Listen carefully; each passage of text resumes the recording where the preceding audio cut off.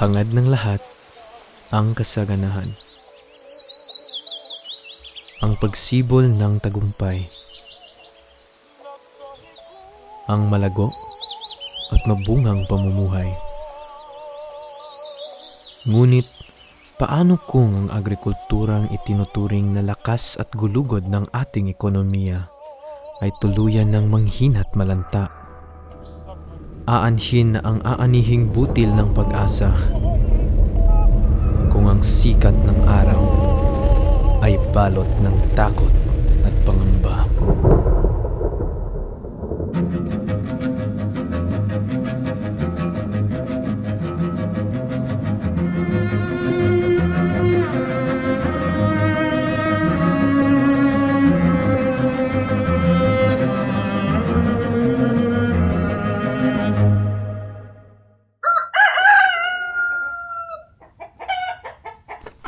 Hindi lamang may tuturing na isang pangkabuhayan ng agrikultura.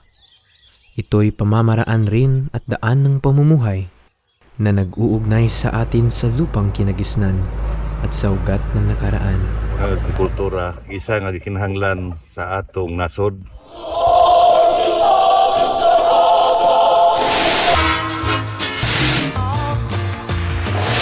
From the first society called hunting and gathering, the human civilization evolved into an agricultural society, which began around 5,000 years ago, followed by the birth of industrialization in the 1700s.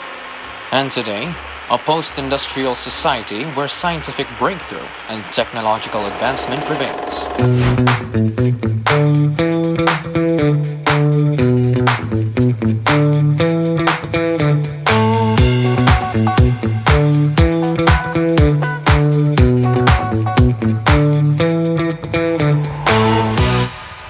Kung palay ang yaman ng ating mga magsasaka, agrikultura ang yaman ng Pilipinas.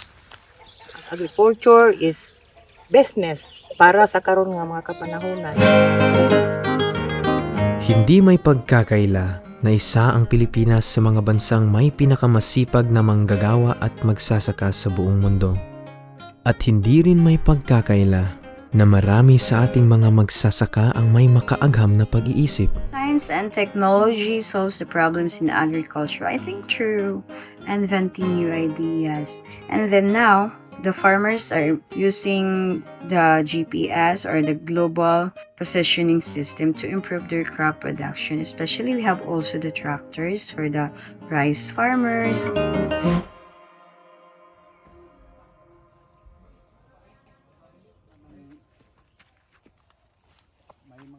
Ibabaw, magtanim ng puno, ibabaw sa puno. Plant a tree above the tree. Baba. Oh.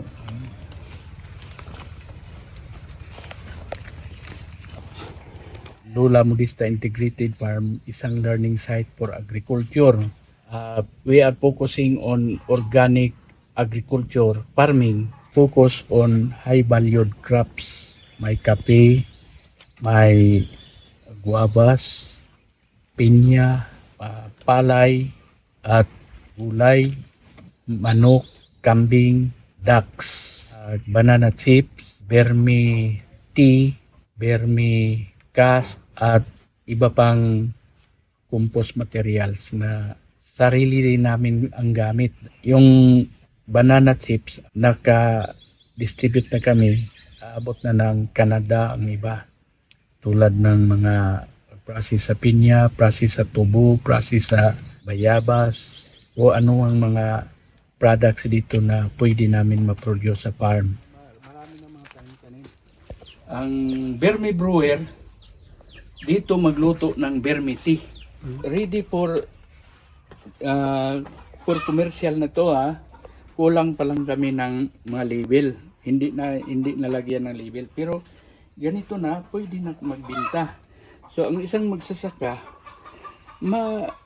magkapira din siya. May economic value ang lahat.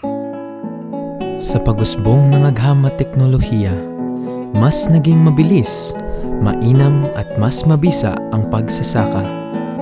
Pati na ang pag-aalaga ng mga alagang hayop sa larangan ng magubat na agrikultura.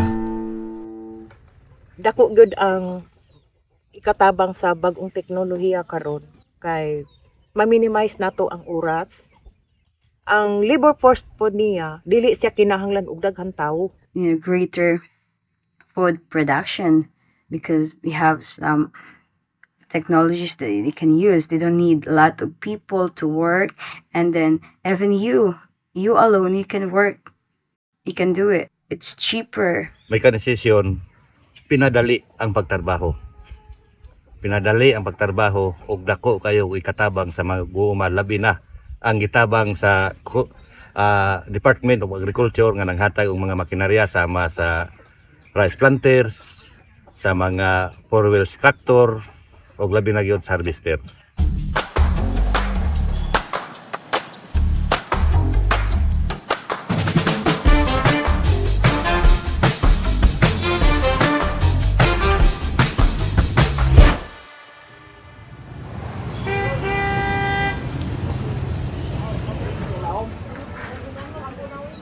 Sa bawat pagkaing inilalapag sa bawat hapagkainan, sa likod nito ay ang sining at agham ng paglilinang.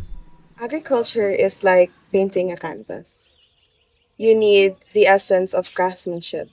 You need patience and passion in order for you to do these things, because without these things, you fail to see the beauty in it. Sumala karon sa statistic sa mga investigasyon ang mag-uuma nag-anam og kagamay.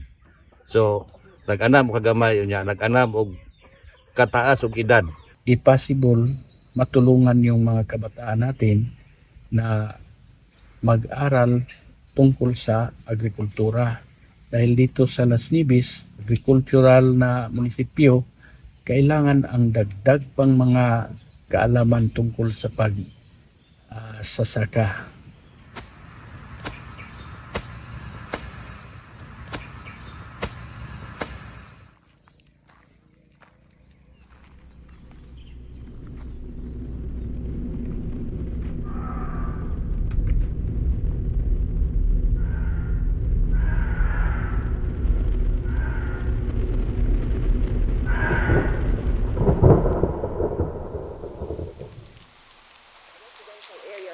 City ang nawasak ng super typhoon na Chiruping.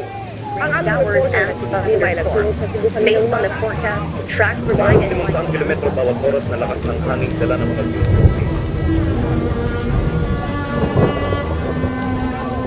Binabaybay ng mahigit 20 bagyo ang Pilipinas bawat taon.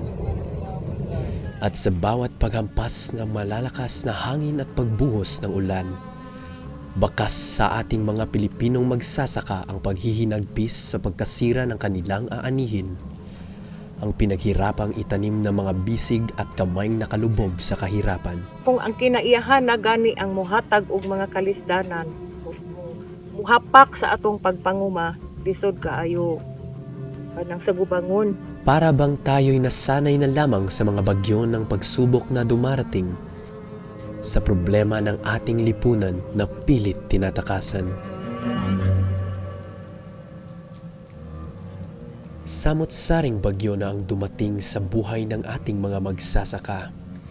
Kabilang narito ang kawalan ng maayos na irigasyon ng tubig, ang kakulangan sa binhi, ang tambak-tambak na utang, at ang hamon sa lupa dulot ng conversion o ang pagtatayo ng industrial buildings sa mga lupain kagaya ng subdivision at mga pabrika. Ang naagian ako nga kalisod sa mag-uuma, isa numero 1, La Niña kanang pagbaha, isa po na nga makahatag yun o kadaot o pilyor sa atong mga mag-uuma. Ngunit sa bawat unos na ating binabaybay, katumbas ay ang sinag ng araw na dala ay pag-asa. Kagaya ng ating mga magsasaka sa kanilang araw-araw na pamumuhay, huwag nating hayaan na manghina't malanta ang buhay na hinahangad. Sa tulong ng agham na teknolohiya at ang maayos na pamamahala, makakamit natin ang hinahangad na kasaganaan.